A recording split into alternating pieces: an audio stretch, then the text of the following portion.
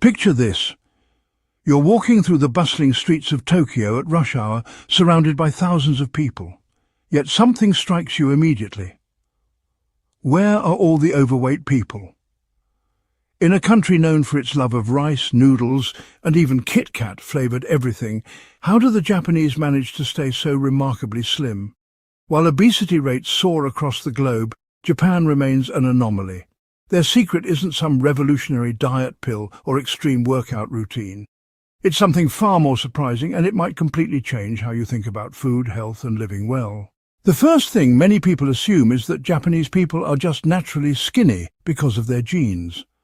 And there's some truth to this.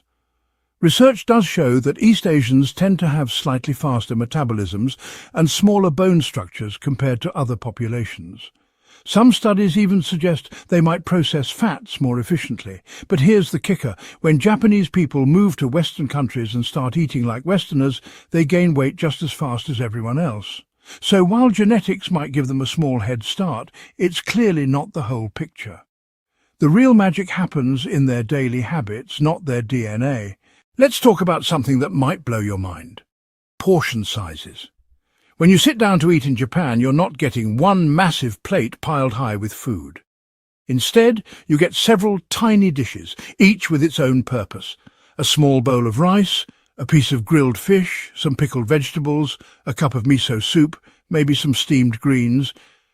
It looks like a lot because there are many dishes, but the actual amount of food is much smaller than what most of us are used to.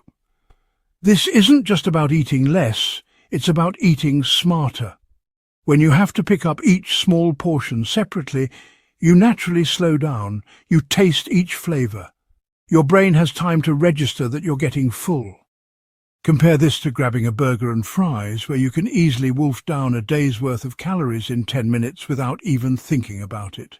Rice is absolutely central to understanding Japanese eating habits, and it's not what you might expect.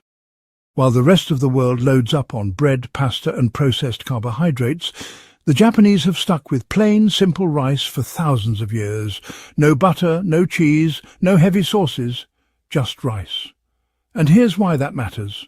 Rice fills you up quickly and keeps you satisfied longer than most other carbs. It's clean energy without all the added fats and sugars that come with Western staples like bread or pizza. Even today, many Japanese people eat rice 3 times a day, and it never gets boring because it's paired with different proteins and vegetables each time. This consistency means they're not constantly switching between different types of processed foods that can mess with your hunger signals. Being an island nation, Japan naturally turned to the ocean for protein, and this might be one of their biggest advantages. Fish is everywhere in Japanese cuisine, from the grilled salmon at breakfast to sushi and sashimi at dinner. Unlike heavy red meats that can weigh you down and pack on saturated fat, fish gives you high-quality protein with healthy omega-3 fats that actually boost your metabolism. Even when fish is fried, like in tempura, it's usually just a few pieces paired with vegetables and rice, not a whole plate of fried food. The Japanese relationship with meat is completely different too. When they do eat beef or pork, it's often just a few thin slices mixed with vegetables, not a massive steak that dominates the plate. Vegetables aren't an afterthought in Japan, they're the foundation of every meal. Walk into any Japanese restaurant or home and you'll see vegetables prepared in dozens of different ways. Raw in salads, pickled for crunch and probiotics, steamed to perfection, stir-fried with just a touch of oil. Even their soups are loaded with vegetables. Miso soup isn't just broth, it's got seaweed, tofu, scallions, sometimes mushrooms or other seasonal vegetables. This constant intake of fibre helps you feel full without packing on calories, and it keeps your blood sugar stable so you're not constantly craving snacks. They also eat seasonally, which means they're always getting the freshest, most nutritious vegetables available.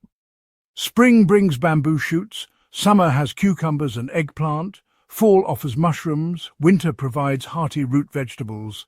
It's like getting a natural vitamin supplement with every meal. Here's something that might surprise you. While Americans are guzzling sodas and energy drinks, the Japanese are sipping green tea. Not as a health kick or special treat, but as their default beverage. You can buy cold green tea from vending machines on every corner. Restaurants serve it free with meals. People drink it at work, at home, basically all day long. Green tea has virtually no calories, but is packed with antioxidants that fight aging and disease. Some studies suggest it can even boost your metabolism slightly, helping you burn more calories throughout the day. Now imagine if every Coke, Pepsi or Starbucks Frappuccino was replaced with unsweetened green tea. We're talking about eliminating hundreds of liquid calories every single day. One of the most fascinating concepts from Japanese culture is something called hara hachi bu. It comes from Okinawa, which happens to be home to some of the longest-lived people on Earth. The phrase means, eat until you're 80% full. Instead of eating until you're stuffed and unbuttoning your pants, you stop when you feel satisfied but not completely full. This isn't about deprivation or strict dieting. It's about listening to your body's natural signals and respecting them. When you eat slower and pay attention, you can actually feel when you've had enough. This practice alone can prevent the kind of overeating that leads to weight gain over time. Transportation in Japan is completely different from car-dependent countries, and this has a huge impact on daily activity levels. Most people take trains and buses to get around, which means walking to and from stations, climbing stairs at subway stops, walking to shops and restaurants. The average Japanese person easily hits 8,000 to 10,000 steps a day without ever setting foot in a gym. This isn't exercise in the way we usually think about it. It's just life. And because it's built into their daily routine, it's sustainable. They don't have to find time to work out or motivate themselves to go to the gym. Movement is simply part of getting from point A to point B. Bicycles are everywhere in Japan, and they're not just for recreation. Kids bike to school, adults bike to work, parents bike to the grocery store with kids strapped on the back. It's normal, practical transportation that happens to be great exercise. This low-intensity movement throughout the day keeps their metabolism active and burns calories without feeling like work. Compare this to spending hours sitting in traffic, then sitting at a desk, then sitting on the couch, which is the reality for many people in car-dependent societies. The foundation for healthy eating in Japan is actually built in childhood through their school lunch system. Japanese school lunches aren't pizza and chicken nuggets. They're balanced meals planned by nutritionists, served in proper portions, and eaten together as a community. Students take turns serving lunch to their classmates, teaching responsibility and respect for food. Teachers eat the same meals, modeling healthy behavior. There are no vending machines filled with junk food, no supersized sodas, very little sugar. Kids grow up thinking this is normal, so they carry these habits into adulthood. Japanese sweets and snacks exist, but they're fundamentally different from Western junk food. A Japanese cake might be light and airy with fresh fruit, not a dense sugar bomb loaded with frosting. Traditional sweets like mochi or wagashi are often only mildly sweet and served in small portions. Even everyday snacks tend to be things like rice crackers, roasted nuts, dried squid or edamame instead of chips and candy. The sugar content in everything is generally lower and portion sizes are smaller, so people can satisfy cravings without going overboard. Food presentation matters enormously in Japan, and this isn't just about Instagram photos. When food looks beautiful, arranged artfully in small dishes with different colors and textures, you naturally eat more slowly. You notice each component, you savor the experience. This mindful approach to eating gives your brain time to register fullness, preventing overeating. Even simple home meals follow this principle, with multiple small dishes that make portions look substantial and satisfying. Japanese cooking methods tend to be much lighter than what we're used to in the West. While deep frying exists, most daily cooking involves grilling, steaming, simmering, or light stir-frying with minimal oil. Fish is often grilled plain or with just a touch of soy sauce. Vegetables are steamed or blanched. Soups rely on flavorful broths made from seaweed and fermented ingredients rather than heavy creams or oils. This means meals can be satisfying and flavorful without being calorie-dense. There's a cultural discipline around food in Japan that extends beyond just what people eat. Meals are structured and eaten at regular times. There's less mindless snacking throughout the day. Food waste is discouraged, creating respect for every meal. Even during stressful times, which Japan certainly has plenty of with long work hours and academic pressure, people tend to stick to their regular eating patterns rather than binge eating for comfort. Practices like saying itadakimasu before eating and gochisusama after finishing create mindfulness around meals. Itadakimasu, gochisusama. Food in Japanese culture isn't just fuel, it's tied to respect, gratitude and tradition. These ritual phrases before and after eating remind people that food is precious, not to be wasted or abused. Traditional Japanese cuisine called washoku emphasizes harmony between different flavors, colors and nutrients. This cultural framework naturally discourages overeating because food is treated with reverence rather than seen as mere entertainment or stress relief. The pace of eating in Japan is generally much slower than in fast food cultures. Chopsticks naturally slow you down compared to forks and spoons. Meals are meant to be shared and lingered over, not rushed through. This gives your stomach time to send fullness signals to your brain, preventing you from eating more than you need. Even when fast food is available, the cultural habit of slower, more mindful eating still influences how people approach meals. Social expectations around body weight in Japan are quite different from many Western countries. Clothing sizes tend to run smaller, and there's definitely social pressure to maintain a healthy weight. While this can sometimes create anxiety, it also reinforces habits that prevent obesity.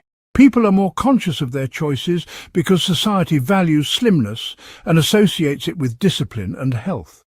Annual health checkups at work often include weight and waist measurements, making health a community concern rather than just a personal one. Japan even has a national law called the Metabo Law that requires waist measurements for adults during health checkups. It's not about punishment, but about early intervention and education. When someone's measurements are concerning, they receive counseling about nutrition and lifestyle changes. This proactive approach tackles weight issues before they become serious health problems. The elderly population in Japan, especially in places like Okinawa, shows what a lifetime of these habits can achieve. These aren't just people who live long, they remain active and relatively slim well into their 80s and 90s. They're still gardening, walking daily, staying socially connected. Their traditional diet of tofu, vegetables, sweet potatoes and small amounts of fish, combined with regular movement and strong social connections, creates a template for aging well. The Japanese approach to staying slim isn't revolutionary. It's actually quite simple.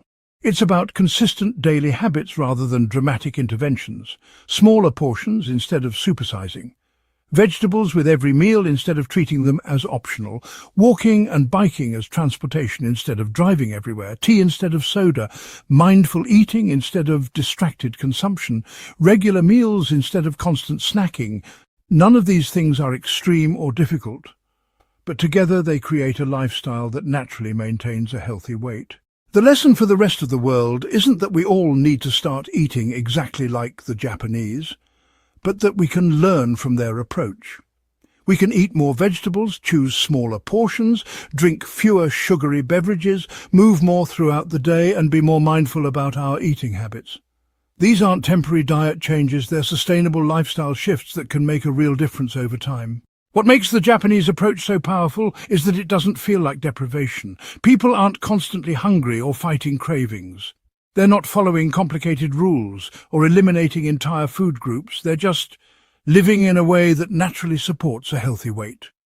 Food is still enjoyable, social and satisfying. Movement is built into daily life rather than being a separate chore. The habits are so ingrained that they don't require constant willpower or motivation. If other countries adopted even a few of these practices, we could see dramatic improvements in public health.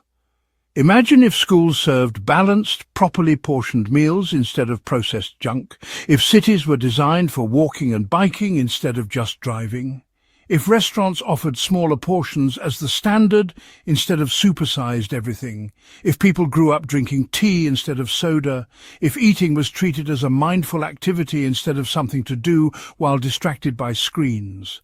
The Japanese prove that maintaining a healthy weight doesn't have to be a constant struggle against your own body and desires. It can be the natural result of a lifestyle that values balance, mindfulness and respect for food. Their approach is sustainable because it works with human nature rather than against it. It's not about perfection, it's about consistency, not about elimination, but about moderation, not about punishment, but about taking care of yourself. So, which of these habits could you try starting today? Could you serve your next meal on smaller plates? Replace one soda with green tea, take a walk instead of driving to a nearby store. Add more vegetables to your lunch. Eat more slowly and put your phone away during meals. The beauty of the Japanese approach is that you don't have to change everything at once. Small, consistent changes can add up to significant results over time. What Japanese habit resonates most with you? Let me know in the comments below, and don't forget to like this video if it gave you some new ideas about healthy living. Subscribe and hit the notification bell so you don't miss more insights about how different cultures around the world approach health and longevity. Your future self will thank you for starting these habits today.